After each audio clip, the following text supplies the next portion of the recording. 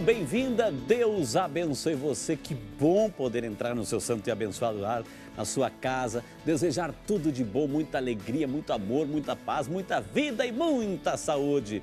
E por falar em saúde, claro, já está no ar o nosso programa Vida e Saúde, esse programa que tem esse registro, a união entre a ciência médica e a espiritualidade, a fé e a medicina sempre caminhando juntos. E nós que vamos ganhando com esse projeto todo, com essa proposta. Sabe por quê? Porque vamos conhecendo como funciona o nosso corpo, o metabolismo. E aí a gente também vai se prevenindo daquelas doenças oportunistas que tentam roubar a nossa paz, o nosso sossego, o nosso bem-estar.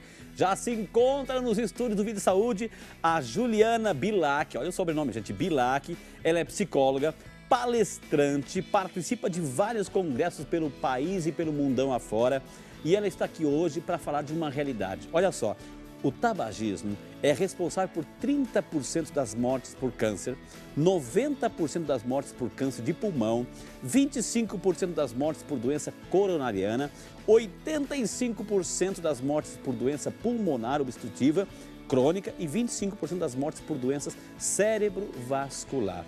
É um assunto sério? Claro que é sério. Tabagismo, cigarro, fumo. Hoje com a psicóloga Juliana. E eu quero dizer para você que você é o nosso convidado para lá de especial, de interagir, de participar conosco. Como? O telefone 19 3871 9620. 19 3871 9620. Se você preferir, temos o nosso e-mail vidaesaude@rs21.com.br. vidaesaude@rs21.com.br para você interagir. Liga para alguém, o programa está no ar, é importante. Criança, adolescente, jovem, adulto, quem fuma e quem não fuma, ativo ou passivamente, tem que prestar atenção no programa de hoje. A nossa produção, é claro, preparou a matéria. Nós queremos convidar você a assistir conosco, até mesmo para darmos início ao nosso bate-papo sobre tabagismo no programa Vida e Saúde de hoje. Vamos à matéria. A cena é cotidiana. Diariamente, as ruas da cidade ficam assim, cheias de bitucas. Basta ter um cigarro na mão, que o destino final é o chão. E quem fuma não tem vergonha de admitir. O senhor tem costume de jogar a bituca de cigarro no chão? Acabei de jogar um agora. Tem um ali e eu tô fumando um, mas aqui não foi eu não. Mas daqui a pouco vai ter outra. Daqui a pouco vai ter outra, porque não vai ter outro jeito, né? O senhor tem o costume de jogar a bituca de cigarro no chão? Não, só na calçadinha, no cantinho, para a hora que a água passar, levar. Um hábito. Geralmente passando, acabou, joga. É hábito. Normal. Não tem nem muitas lixeiras também próximo. Não tem nenhum cinzeiro, areia, saquinho de areia. Não sei. Um monte de gente joga também. Nas ruas, falta local apropriado para se descartar as bitucas. De acordo com dados da Organização Mundial da Saúde, existem 1,6 bilhões de fumantes no planeta. E quase 90% acaba vacilando e jogando a bituca de cigarro no chão. O estrago que esse pequeno objeto causa é bem maior do que muita gente imagina. O tempo de decomposição de uma bituca de cigarro pode chegar a 5 anos, sem contar o fato de que ela contém mais de 4.700 substâncias tóxicas. Ela pode obstruir bocas de lobo, ela vai deixar a cidade esteticamente feia e as questões químicas. Ela tem todos os produtos, as substâncias tóxicas já amplamente conhecidas do cigarro, ela tem. Então, na hora que ela atinge um rio, por exemplo, ela vai estar contaminando a água com essas substâncias. Uma bituquinha não teria problema, mas são milhares e milhões de bituquinhas, então aí isso passa a ser uma contaminação mais considerável. Segundo a especialista em resíduos sólidos, essa relativa demora na decomposição se deve ao fato de que 95% dos filtros de cigarro são compostos por substâncias de difícil degradação. Esse resíduo não é biodegradável, então ele não se decompõe biologicamente. Ele até se desmancha, mas ele não se decompõe, ele continua lá. O papelzinho ainda se decompõe, mas o filtro, por exemplo, não se decompõe. Pelo fato de não ser biodegradável, uma alternativa seria a reciclagem. Mas antes da reciclagem está a não geração. Então, o ideal seria não gerar as bitucas, o que faz bem para a pessoa e faz bem para o ambiente. mais uma vez geradas, então aí a reciclagem vem antes de colocar no aterro. Então a reciclagem seria interessante, mas ela ainda está se desenvolvendo para chegar em escala comercial. E as consequências vão além. A bituca de cigarro descartada de forma incorreta é uma das principais causas de incêndios e queimadas. Aquele clássico gesto de jogar a bituca fora da janela no carro ocasiona muitas queimadas. Mas atenção, fumantes! Existe sim uma saída para quem não quer jogar a bituca de cigarro no chão. Você tem o costume de jogar a bituca de cigarro no chão? Não. Como que a senhora faz quando acaba o cigarro? Aí eu apago ele e ponho em qualquer cantinho no maço, chega em casa eu tiro e jogo fora. Ele já tá sujo. A gente ainda vai colaborar mais com a sujeira? O que eu faço? Eu dou um jeitinho, encosto num canto, apago ele, coloco dentro do maço de cigarro. Chega em casa eu tiro e põe no lixo.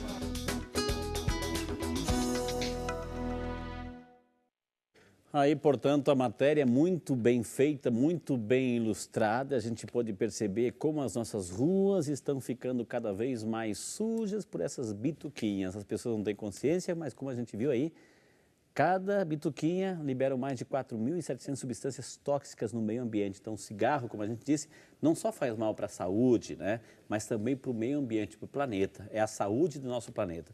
Por isso que nós convidamos hoje aqui uma especialista no tema.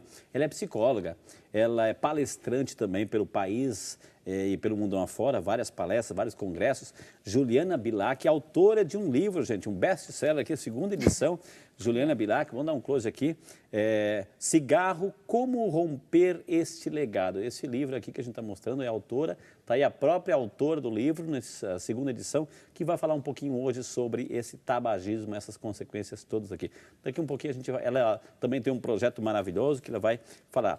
Juliana, seja muito bem-vinda, é um prazer recebê-la aqui nos estúdios do Vida e Saúde. Muito obrigada pelo convite, por compartilhar toda a minha experiência com fumantes para a população, esclarecer as dúvidas, poder bater papo, conversar sobre tudo que cerca, né, o dependente do tabaco, todos os aspectos que são importantes, aconselhá-los, orientá-los, para que eles ajudem pessoas que querem parar de fumar e também para as pessoas que querem parar de fumar, diretamente para os fumantes. Ok, que maravilha. Gente, então ela, em outra palavra, ela está à disposição. Está à disposição para ensinar, para partilhar, para orientar, para esclarecer. Então, fique à vontade também. O telefone, mais uma vez, a gente vai repetir, 19 3871 9620. Está na tela para você copiar, 19 3871 9620 ou videsaude@rs21.com.br. Está aqui o computador do meu lado, eu quero que você também interaja, ligue para alguém, fala que o tema hoje é importante para a família inteira, viu? Ô, Juliana, psicóloga, enfim, autora de livro, depois a gente vai falar do livro.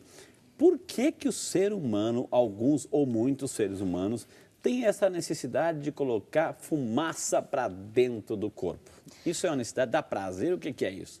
Na realidade, né, é um assunto bem amplo, né? E as pessoas começam a fumar por curiosidade ou também porque vê algum familiar fumando. É muito comum, então, quando você está diante de um fumante, que você vai, para eu entender a história desse fumante, então, geralmente tem um membro da família que fuma, então tem diversos motivos pelos quais as pessoas começam a fumar, o meio social. Agora, essa necessidade está muito relacionada com o prazer e outras crenças também relacionadas ao ato de fumar. Então, por exemplo, nós ouvimos as pessoas, é muito comum nós ouvirmos as pessoas dizerem: nossa, mas o cigarro me acalma, o cigarro é meu ponto de equilíbrio. Então, eles vão, à medida que eles experimentam... É verdade ou é uma ilusão? Na realidade, o que acontece é o seguinte: como as substâncias químicas caem diretamente na corrente sanguínea e estimula algumas substâncias do sistema nervoso central, então as sensações são reais. Né? Mas são efêmeras. E isso acontece num dia, no outro dia, por isso que as pessoas vão se tornando dependentes. É uma droga, né, doutora? Sim, é uma droga lícita. Desculpa chamar às vezes de doutora, porque eu estou tão acostumado aqui, doutora, e é psicóloga, gente. Se sair doutora, então me desculpe, tá? Ela é psicóloga aqui. Vai fazer o doutorado, está fazendo doutorado, enfim, né? Então, essa questão, assim, dá uma sensação, de repente a pessoa quer mais e fica nessa dependência, torna-se uma dependência? Exatamente. A dependência, ela se dá porque as pessoas, elas querem cada vez mais sentir aquilo que o ato de fumar proporciona. E com isso vem substâncias tóxicas. Ok. Né? Então, na realidade, assim, o ato repetido causa a dependência, tanto física quanto emocional. Agora, aquela fumaça, acho que o principal elemento, o que é? São quantas mil substâncias? Eu citei 4.000. 4.700 substâncias tóxicas. Cada tóxicas. tragada que a pessoa dá, entram 4.700 substâncias diferentes no organismo? Sim, sim. E bombeadas pelo coração, né? Porque como cai diretamente na corrente sanguínea, então o coração, ele... Quer dizer que a pessoa pode ter nicotina da ponta do pé ao fio de cabelo, porque vai na corrente sanguínea. Com certeza. E essa nicotina, essas 4.700 substâncias, o que elas fazem, né? O que elas fazem no corpo? Elas vão matando células, do ponto de vista biológico? Na realidade, elas são causadoras de patologias. Então, por exemplo, a pessoa pode desenvolver um enfisema pulmonar, ou ela pode se tornar um DPOC, que é chamada de doença pulmonar obstrutiva crônica. Então, ela pode desenvolver vários tipos de câncer, não só específico, um específico de pulmão, ou de faringe, ou de laringe. Então, ela pode desenvolver, inclusive, eu já vi pacientes, né, no ambulatório onde eu trabalhei, desenvolverem cânceres de pele, no lábio. Porque aquela questão assim, essas substâncias estão na corrente sanguínea. A gente precisa do sangue, as hemácias, leucócitos, plaquetas, enfim, plasma, está tudo lá. Substâncias que a gente precisa para nutrir as nossas células. Agora imagina um objeto estranho entrando cada vez mais, fuma e coloca lá dentro. Então o sangue começa aos poucos a ficar contaminados. Então aí começam a destruir a própria função sanguínea, é isso? Na realidade, essa é mais uma questão assim, médica, né? Fisiológica, mas já é provado cientificamente que essas substâncias, elas são tóxicas para o organismo e elas são causadoras de enfermidades, de patologias. Assim, cada pessoa pode desenvolver um tipo de doença. Inclusive, é muito interessante colocar aqui para a população que, às vezes, não só a pessoa que fuma desenvolve algum tipo de patologia, mas também os fumantes passivos. Então, as pessoas que, às vezes, nunca fumaram, né, diretamente, mas fumam indiretamente, convivem com pessoas fumantes e acabam desenvolvendo uma doença, e o que fuma não. A gente vai falar sobre isso. Gente, só para você perceber, né, nós estamos aqui para que você tenha consciência. Muita coisa se diz, etc., mas que você tenha consciência. Depois pode escolher ou não. Se prefere fumar para só ter aquela sensação efêmera, passageira do prazer, né? Ou, de repente, o prazer pode custar uma coisa muito longa, uma patologia, uma doença, assim, que, de repente, para o resto da vida, ou ceifar a própria vida. Então, a gente está aqui para informar você. Ninguém está aqui para condenar, nós queremos trazer informação para você. Esse foi o nosso primeiro bloco, temos muito mais informação. Quero atender também o seu pedido, ler o seu e-mail, ler a sua pergunta no Vida e Saúde, que vai para o intervalo e volta já só para você. Uma dica que eu dou é você não gerar o resíduo, portanto, não fumar. É a melhor de todas. Faz bem ao ambiente e faz bem à sua saúde.